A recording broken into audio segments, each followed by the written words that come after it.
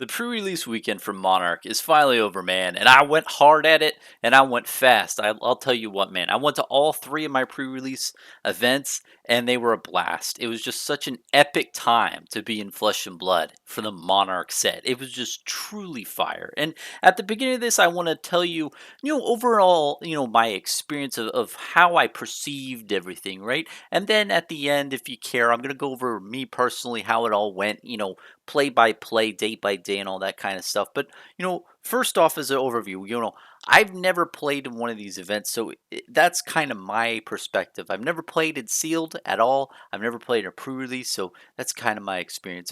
And big shout out at the beginning, I want to say to Tolarian Dropouts, Rob and AJ from Adventure Go Gaming. They both have YouTube channels, and I got to hang out with everyone in their crew, and we had a really good time playing Flesh and Blood, and it was cool to already know those guys, before getting in there. And also Matt from Fab Armory. I'll put a link to those three guys' YouTube channels down below. Really cool. Please check them out. I think I might be in a couple of their videos. You might see my head pop up here or there. I might be the cameraman. It was a wild time, man. So overall, I think that as a new player coming into this, I knew what sealed was. I knew how it kind of worked. But I'll tell you what, man, when I opened up my Monarch packs, I had no clue what the fuck I was doing. I was like, whoa, these cards have a lot of text. This is a lot of reading for Bronson to do. I'm not used to this much reading, guys. I don't read too many books in my life.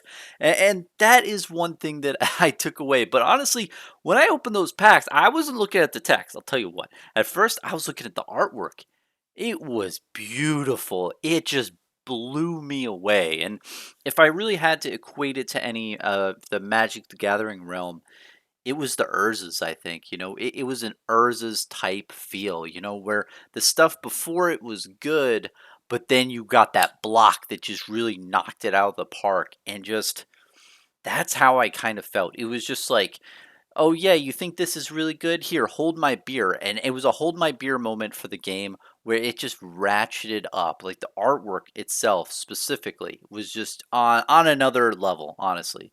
I guess it's they have more capital to commission, artists to do more things. I don't know what it is. All I know is that the artwork was out of the park. And it was funny to me too because I already saw a lot of art with the preview season already, and I was like, "Oh, okay." When I go to pre-release, I've seen all the artwork now in a row. Like there's like just holding the cards and seeing them in person. It was some sort of feel like that. Now, also the card texture was cool. I really liked it. I when I opened the packs, it wasn't like Welcome to Wrath Unlimited, where you instantly like it was like someone jammed a inkjet, a printer ink the cartridge up your nose, and you're like, oh man, I smell printer ink. It was not as much. You had to go closer to the cards to smell that ink, which is good. Which is good. I like how it was. The ink tone smell, it smelled a lot like Unlimited Welcome to Wrath and Arcane Rising. It smelled a lot like Unlimited, but it was a very lighter crisp, and I think that was the perfect amount of scent for it. And I know that's crazy, man. I'm just, it is definitely something to take away from these, but overall, the card quality was really good. I felt it was a more thicker card, just very slightly from the previous sets. The gloss was about the same, but it was about everything else was about the same. It just felt different in my hands. I think it was the type of material, the paper used in it, and overall, I mean, it was good. I think that all of the updates that I just listed were a good thing. This is positive for the cards, but just opening the cards at first was just so nice.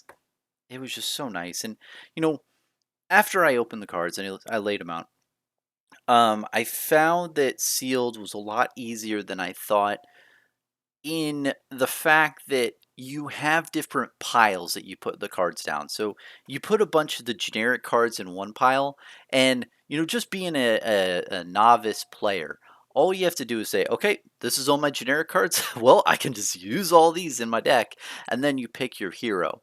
And what I found too is like if I had a warrior card and then a warrior light card, I just put them in the same freaking pile because if you're gonna play warrior, you're gonna play both of those cards. So you had like 6 piles up top. You had like the light, and then you had the warrior or illusionist, and then you had the darkness, or and then the shadow brute or the brute cards, and then you also had the rune blade deck pile. So you put all those piles together and see which one you got. What I noticed too is sometimes I did these events and the 6 packs I got were like fire. I got like 3 majestics. I was rocking out some really cool rares. I was doing really good in life. There's one time that I pulled all of the ironhide legging or ironhide equipment. I had the leg, the arms, the chest, and the helm. And that was amazing. It was like 8 extra health. But ultimately, others like I pulled like not as much, so I did see a big variance there. But I like it in the stance of you make the most of what you have, and sometimes you don't get a good run, and you get kind of stuff, and you have to make stuff work. And I like that aspect, but then sometimes, man, I played against some people who had some crazy pulls, like absolutely nuts, like 2v the Vanguards for Bolton, and just another Bolton special, all these like really good Bolton cards, and and they were just really stacked. I played against a Prism player who just had like all the great Prism cards, so you can definitely get into a situation in sealed.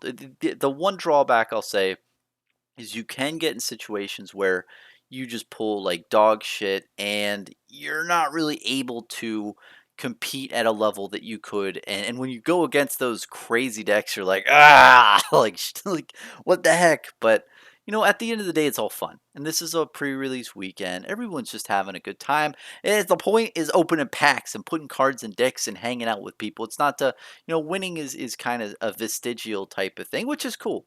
And I do like the whole aspect that you keep your cards, because in draft format, I know you take some cards and you pass the pack. I like how you open your pack in packs. You got 6 packs, and you got to keep all your cards. You put the tokens in the center, so everyone could play whatever hero they want with the tokens. But other than that, you keep all the cards that you pull, and I like that. It's a good feeling. I'm really excited for draft. I've never played that too, but overall, the sealed format was, I think, for someone like me who's just drinking the most amount of Kool-Aid for this game, it's it's easy to understand how to like build the decks. But I saw from some newer players they were having a little bit trouble like creating the deck. So I don't think that this format was really good for new players. But I think honestly, if you're a new player to the game and you just have an open mind, I think it was something that anyone really could have picked up. You just have to say, hey, I'm down to learn, please teach me, like what do I do? And then anyone out there in any table would have been like, yo, Bronson, here's what you do. This is your hero, and you can pick whatever hero you want, and all this stuff when you played sealed, and here's your piles that you need to create, and this is your base. And honestly, you just take your base and you pick whatever hero you want, and you pick up their type of cards, and let's say, for instance, you want to do Prism, right? You take the illusionist pile, you combine it with the light pile, you combine it with the general pile, and boom, you have a deck. That's the type of thing. So first off, you open your packs, then you put the cards in the piles, and then you select which hero you want. You put the 3 piles that I mentioned just before together, and boom, you have your deck. So it wasn't too bad in the grand scheme of things there. Overall, I really liked the hero differentiation. Like each hero was definitely a different way to play the game, and I thought that was really, really well done. I mean, I didn't get a chance to play Shadow Brute, but I definitely played against a good amount to know that that was a really interesting just way to play. Just hit like huge attacks, and you got your blood debt that you gotta pay your debts or else it'll bite you in the ass. And then Shadow Runeblade was insane. I didn't use the Shadow Runeblade ability that much, but it was just crazy how you just once you got on a roll with him, it's like it was all gas, no brakes. You had to go hard. You had to go like attack, attack, attack, and you banish. You have to keep the opponent on the edge and push damage through. But ultimately, man, Yeah, I think that the light heroes. Let's talk about Bolton now. Bolton, I think you needed V the Vanguard. Like I saw a couple people play without it, and I think I played without it, and I definitely regretted it. That card is just the setup card you need because you need a 5 card hand. You have V the Vanguard. You know, you pitch for it.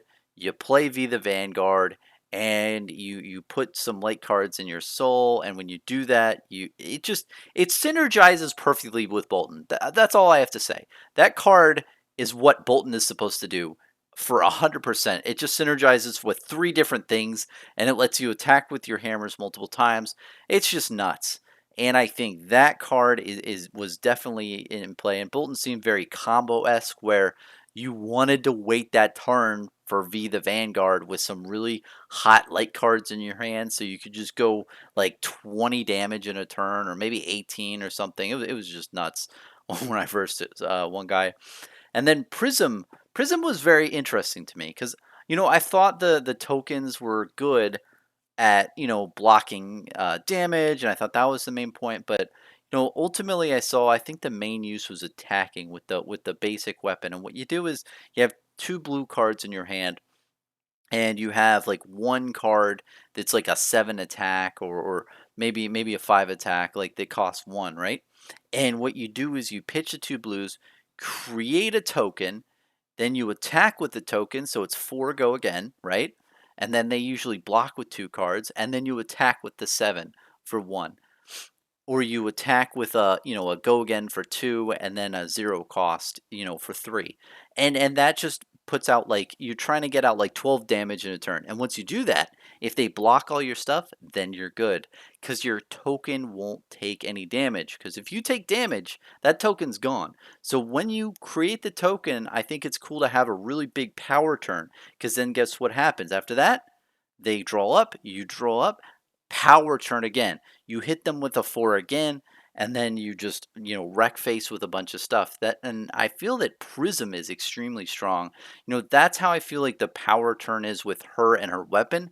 But ultimately, man, I mean, if you pull some like really fire Prism cards, just you can just knock out a ton of damage because her Phantasm cards do like 8, 9 damage, or I think 8 and at least 7 damage, and that's just like, yeah, yellows, and it's just crazy how much damage her cards do. Just the base attack, man. And you may say Bronson, well, you can always dispel them with a 6 a 6 power card, but man, it is hard to find a 6 power card, especially in Bolton. Bolton, it has to be generic. And then also Lavia, Shadow Brute's like the best. Like Brute has a lot of six costs or more, and Chain does not. So Chain has to be generic. So you really have a really big advantage, I think, with Prism. And if I had to rank them overall, I think Prism was the best. I think the easiest to play. I think Chain would be third, Shadow Brute second, and then who does that leave with? Bolton fourth, I think. Bolton fourth. Bolton, you just had to know V the Vanguard combo ability, because I didn't know that, and I didn't do so hot with them. But ultimately, man, that's my hero summary, I guess, for what I got out of this at this point in May 2021.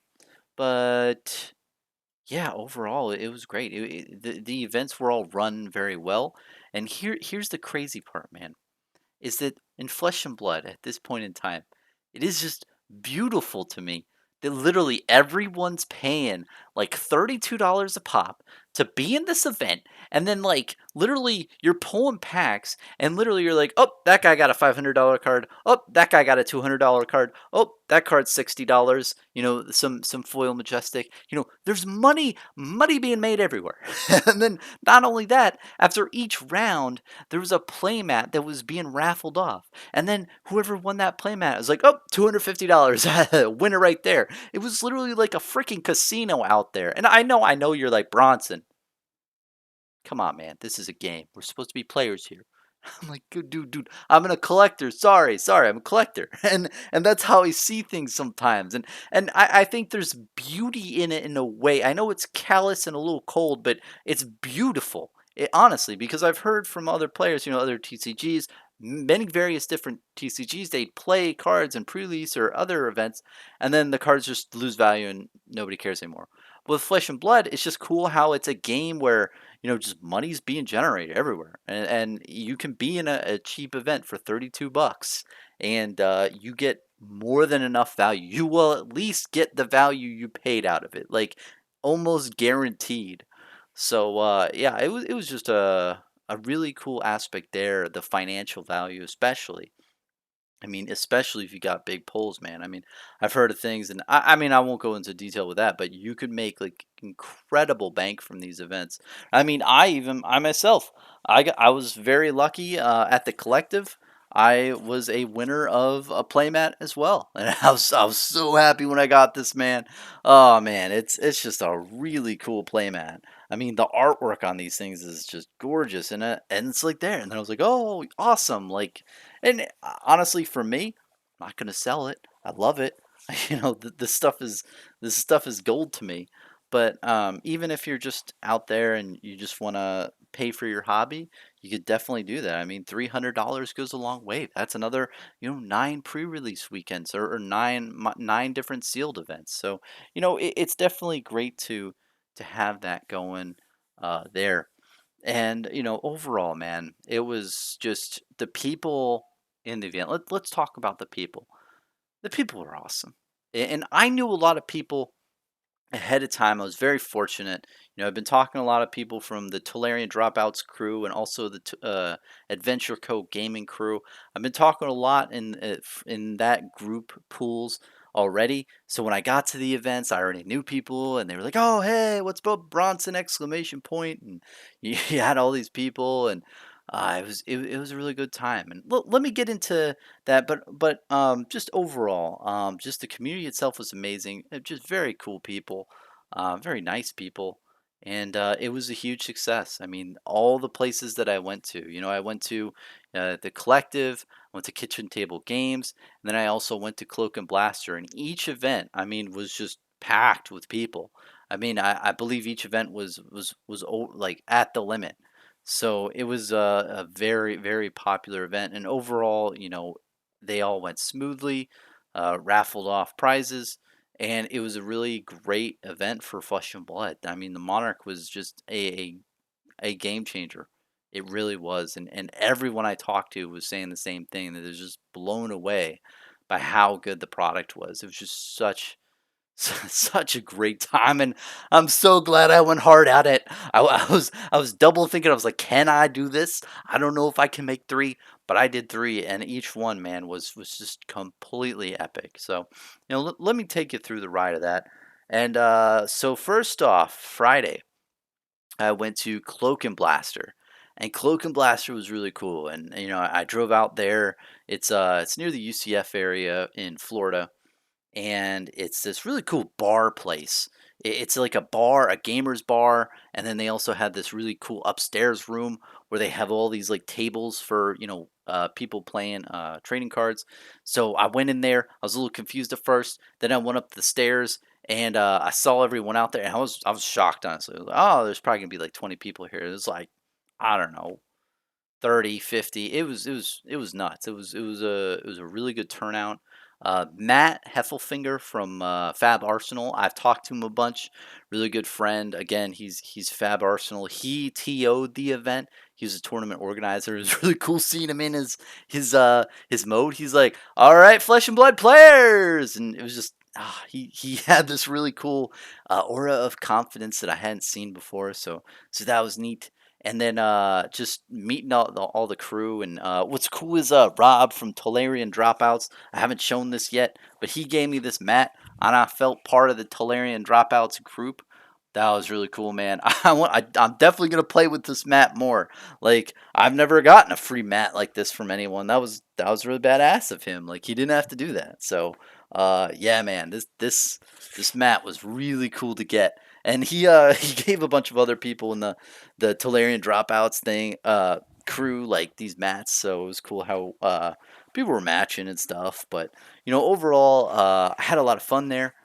I played Prism, did all right the first 3 games. I didn't know really how to play her, and then I started to get more acclimated to her. I was late to this event too. Let me put that out there. But I think we went 2-2 with Prism, which was good. I was happy with that result, and I just overall had a great time, man. It was a lot of fun. I pulled a foil majestic too. That was really nice there. Overall, I'm trying to think of what else to say there. I did meet. What was cool is I met this guy, Danny, who actually watches my YouTube channel, and he noticed me from a channel, and I thought that was cool. That was the first time that's ever happened in uh in the real worlds before I like announced myself, my presence in the room, and he was a cool guy. He bought me a beer. We sat down, talked about Flesh and Blood, and talked about a bunch of different game type of topics. And I ate a pretzel, and we both ate our pretzels and drank beer. It was it was a pretty chill moment. But overall, yeah, really cool guy, and I don't know, it's just really cool to meet somebody who watched my shit like in person, and like he bought me a beer. That's pretty badass. He drank with Bronson. But then the night wound down, and I believe Ryan from the Adventure Code group, he got first place in the whole tournament, and congrats to him. That was really cool. But just a really great event. It was really cool. I think it went to like 1 in the morning. We were all like super super tired, but just completely in awe of everything that's was happening in the game. I mean, just opening the cards finally and seeing all the cards in the set was just beautiful, and it was just amazing, very magical, super magical. So the next day, I I had to drive a lot, and I drove all the way over to I think it was the Tampa area, but it was over for kitchen table games. This was Saturday, and I got there pretty late. I went over with Tolarian Dropout's crew, and it was quite a time, man. Just it went it was at 2:45 is when it started, and we had to race in the game store and quickly like put together our decks. Matt Heffelfinger from Fab Arsenal, he actually got the Carrion Husk, the legendary Shadow armor, and I thought that was so cool. I was so happy for him, and he's like, and then he's like, I gotta get a case, and then he rushed to get a case, and he came back. He's like, I trust you, Bronson, and I definitely watched that card, man. My eyes did not get off that card. It was a beautiful card. The cold foil in this set was amazing, and yeah, it definitely rate an. I think it would grade a 9.95 for sure. But that was a really cool pull that I saw. I didn't see any libraries through the whole events, but hopefully one day I'll see one in person. But yeah, that was a fun tournament there. There's definitely a lot of newer players, and I was so happy to see that. There's so many like more newer players in that scene over at Kitchen Table Games, and it was really cool to see people coming into the game realizing, huh, like let me try this out. This seems pretty cool, and yeah, I don't know. Like makes me think I should do kind of stuff like that. If I see new emerging stuff, like why don't I try it out? It's only $30, and hopefully people understood. Like yeah, man, at that event too, people were giving out play mats, and people got like cold foil cards. I mean, when you see all that stuff happening, I mean it's money, and I mean it's like money going here, money going there. It was a blast. But overall, the gameplay went great. I think I went 4 wins, one loss, and then one draw. And overall, it was good gameplay. I forgot who I played. I think I played Runeblade, and I got some good cards, but not enough to like really make me feel too powerful. I that was the one where I got the Ironhide like full set. So my whole strategy was like, you know what? I'm just gonna fatigue them, and I didn't do Chain's ability at all because like I'm gonna just fatigue them. because I have more armor than they do. So I'm gonna get an advantage, especially if you go second, because you get more of a the tempo, and then you could get tempo back when you break your armor. So that was my whole game plan there. But yeah, it was a blast. And what was cool is, we got to the part where we played the 5 rounds, and then all of us dropped because we wanted the people in that game store who would come in from the local area to, make their top 8. I believe they went to top 8 after that. And honestly, we were just really hungry at that time. So we actually head out to the Hard Rock, and you can't you can't go hard without going to the Hard Rock, man. And the Hard Rock casino hotel room, it was cool, man. Rob from Tolarian Dropouts got the room, and I was with like Festus, Nick, and who do we got here, man? It's a lot of talking here. I'm trying to remember. Matt, Matt Heffelfinger from Fab Arsenal, especially. Geez, Matt, Nick. I know Ryan wasn't there. We had a good amount of people. Who? Why am I forgetting? Alex, Alex LaPlume, best TONA. We got him out there. And I'm gonna feel really shitty if I forget somebody, and I think I am. But overall, we had all those, the guys there playing in the hotel room with Rob, and we opened some packs that we had won previously at the collective, I believe, and it was just really fun. It was just it was a really cool experience to just open packs and play Flesh and Blood again, and just it was just really fun experience, man. Just hanging with a bunch of dudes, and then we ate like a really cool meal at the hotel in the Hard Rock. We were just like living it up, having fun, talking Flesh and Blood the whole time, man. And I was honestly just really happy that they invited me. They were like, "Yo, Bronson, you want to hang with our crew and hang with us?" And I said, "Yeah, man. Sounds like a lot of fun." And it was. I don't know how else to say this. It was kind of like, that feeling when, you go to a middle school or high school, and some kid asks you out to, was like, he's like, "Yo, you want to spend the night, and you want to have a sleepover, and my parents will call your parents," type of shit. It was kind of that type of shit, but for adults. And we were just chilling in a hotel room as grown ass men and playing trading cards, and yeah, it was real type shit. And that's, oh man, I don't know. I could go on. I think I've said enough. And we drank a bit. We ate really good. Played Flesh and Blood. Really can't complain. I had to drive over it. Like, I couldn't stay the whole night, so I left, I think, at 1:30 in the morning. I drove all the way back to where I lived, and then I spent the night for Sunday at the Collective. And what's cool is the Collective is really close to me, man. It's like 20 minutes away. So Sunday we went to the Collective, which is a local game store near me, and that's where Alex LaPlume, best TONA, he was the TO there, and he did an amazing job, man. And he ran that thing like a fine ship. We uh we played we played a bunch of rounds, had a lot of fun. And what I thought was cool there is, instead of having go into top 8, the packs were distributed like during each of the rounds. So like during round 1, he'd say, "Hey, table 5, you're playing for a pack." And I thought that was really cool, because it'd be like, oh, it adds a little spice to the games. Like, oh, if you're at that table where the opponent you're versing is, if you win, you get a pack. That's pretty legit.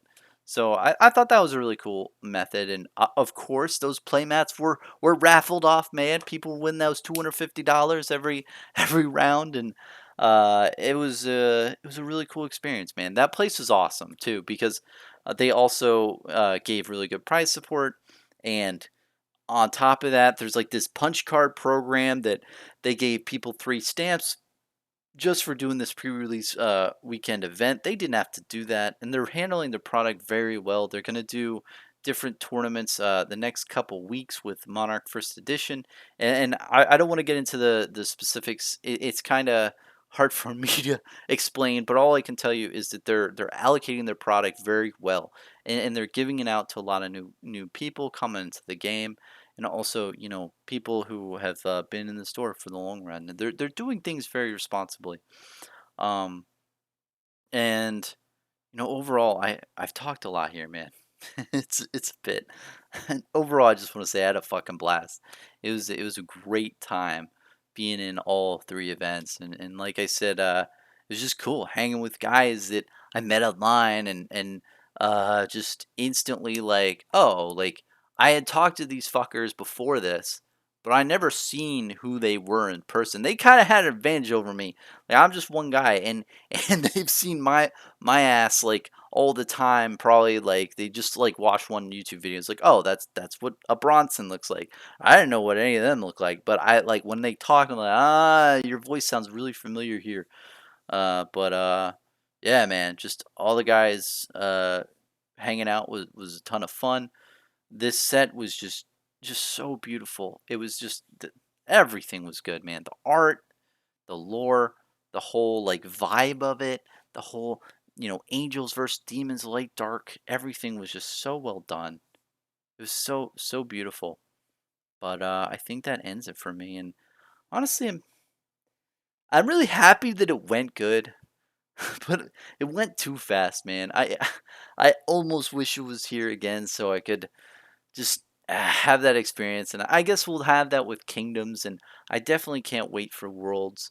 That'll be a really fun experience to see those guys. And again, and I'll probably head over to some armor events here and there, in the next couple months. Now that I uh I got my like shots and everything for the the the virus and everything. I hate talking about that world shit, but ultimately I'm safe, or I feel safe enough to go out again.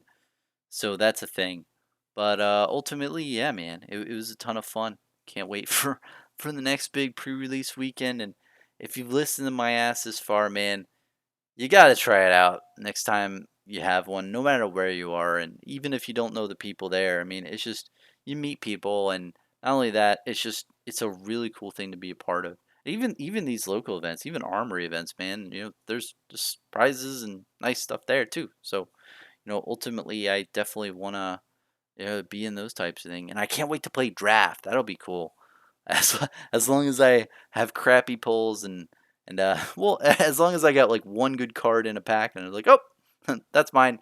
Here, have all my other stuff. But ultimately, the sealed format was good. It was good.